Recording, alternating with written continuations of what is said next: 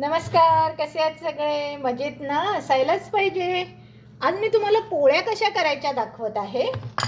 तर हे बघा, इथे मी अशा गोळ्या मळून ठेवलेल्या आहेत पिठाच्या आणि हे सुकं पीठ घेतलेलं आहे थोडं. इथे तवा तापत ठेवलेला आहे. हा बघा, गॅस आता मीडियम करते. चांगला तवा तापलेला आहे आणि हे बघा, मस्तपैकी अशी गोळी घ्यायची, जरा फिरवून मग ह्या पिठात घालायची आणि त्याला लाटायची. त्याला तेल वगैरे काही लावायचं नाही, म्हणजे काय होईल, ते फुलके होतात. जर तुम्ही तेल लावलं तर ते फुगत नाही. ह्याच्यात माझं पीठ मळताना थोडं चुकून मी तेल घातलं आहे, तर मला शक्यता कमी वाटते फुगायची, पण आपण बघूया. पण प्रोसेस तीच आहे, फक्त तेल घालायचं नाही त्याच्यात. आणि साधारण थोडा फुलका जरा जाडसर लाटायचा, मग ते छानपैकी होतं. हे बघा, आता ह्याच्यावर टाकायची आणि छान वाट बघत राहायचं तोपर्यंत दुसरी पोळी लाटून घ्यायची. आणि एकाच साईडने थोडं किंचितसं भाजायचं, दुसऱ्या साईडने त्याला चांगलं भाजायचं. तर हे बघा, आता एका साईडने ह्याचं झालेलं आहे हे असे थोडे थोडे. तर आता हे बाकीची बाजू मी पूर्ण भाजून घेते.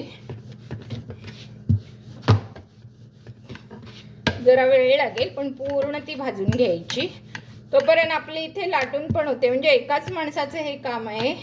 पूर्वी कसं बायकांना 2 जणी लागायच्या, एक लाटायला एक भाजायला. पण हल्ली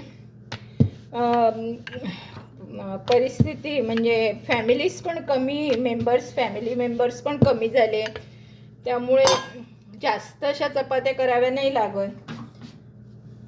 हे बघा, संपूर्ण भाजली आहे. आता याच्यावर टाकायची, गॅस थोडा मोठा करायचा, की बघा किती मस्त फुलते ही.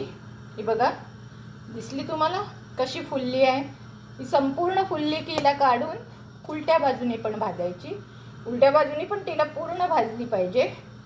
आणि मग गॅस पुन्हा बारीक करून तिला नेहमीप्रमाणे थोडंसं हवा काढून टाकायची त्यातली, आणि इथे ठेवून ही दुसरी चपाती त्याच्यावर टाकायची. आता सेम प्रोसेस मी तुम्हाला दाखवते. गॅस थोडा मीडियम करायचा. हा इथे मी मूग घातले आहे, त्याच्यावर तुम्हाला दिसत असेल तर आज मूग आणि चपाती असा बेत आहे. आणि मासे तर माझ्याकडे असतातच रोज. आता उद्यापासून श्रावण महिना सुरू होईल, मग काही मासे नाही खाणार 1 महिनाभर. मग गणपती जाईपर्यंत मासे नाही खाणार, म्हणून मग जरा आता खाऊन घेणार आहे. हे बघा, अशी लाटली की तिला आधी भाजत घालायची. ही पूर्ण भाजली पाहिजे. जरा वेळ घेतला तरी हरकत नाही, पण ती छानपैकी भाजली गेली पाहिजे एका साईडने.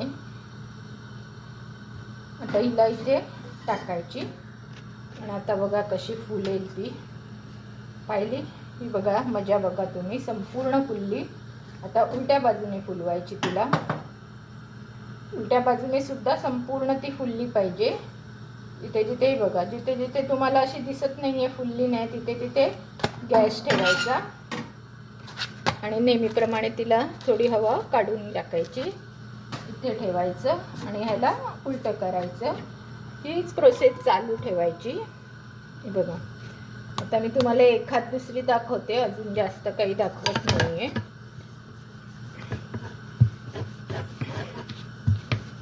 म्हणजे की नवख्या मुलींना येत नाही. आणि बघा, मी जरा कसं कडेकडेने लाटते आहे, म्हणजे काय मध्ये लाटायचं नाही आहे, कडेकडेने लाटत जायचं.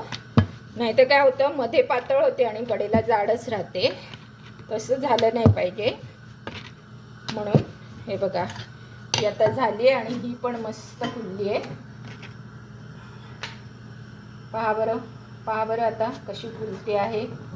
बघा, संपूर्ण फुलली. उलट्या बाजूला टाकायची. उलट्या बाजूने पण सगळी भाजली पाहिजे. आणि आता त्याला जरासं फोडायचं म्हणजे ती हवा निघून जाते आणि ह्याला लगेच उलटं करून टाकायचं. मी तुम्हाला ही शेवटचीच दाखवते, मला बाकीचं पण काम आहे अजून थोडं. हे बघा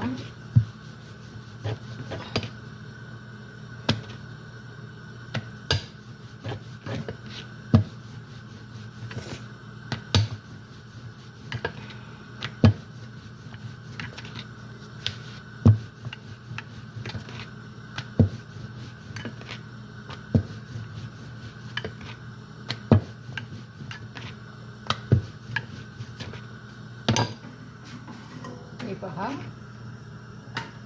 इथे हे बघा पाहिलं जसं तवा चांगला फुलतो गरम होतो तसं ते छान फुललं जातं.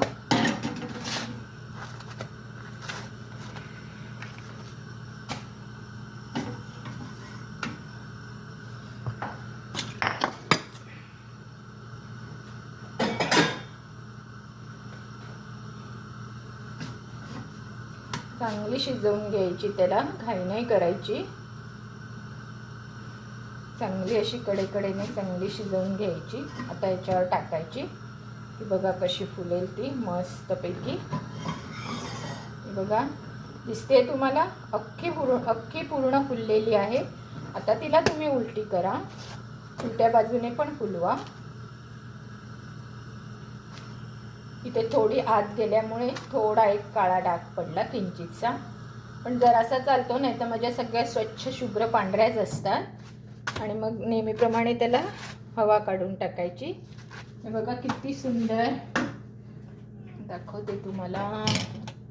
हे पहा किती सुंदर चपात्या झालेल्या आहेत. तर अशा प्रकारे तुम्ही करू शकता चपात्या आणि आपल्या घरच्यांना खुश ठेवू शकतात.